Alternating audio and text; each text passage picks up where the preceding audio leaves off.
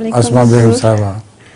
हुजूर, मेरा सवाल है, हुजूर ने फरमाया था एक क्लास में कि खिलाफत से पहले जमाती कामों के सिलसिले में हुजूर ने बहुत सारे देहातों के दौरे किए हैं। ठीक।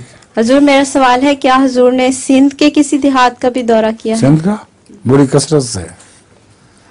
सिंध के जितने देहात थे जहाँ अहमदी थे वहाँ तो मैं बाकायदगी से जाया करता था, और जहाँ अहमदी नहीं भी थे वहाँ बाज़ अहमदी मुझे लेके जाया करते थे।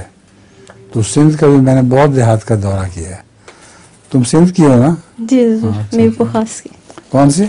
मीरपुर खास। मीरपुर खास। मीरपुर खास तो बहुत दफा गया हुआ। तुम्हारा लतीफ़ा भी है कोई? नज़म भी है?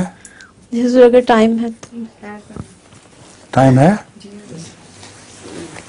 अच्छा, तो उधर ठहर जाते हैं, चक्कर लगा लें, अगर वक्त हो तो फिर। जी हुजूर।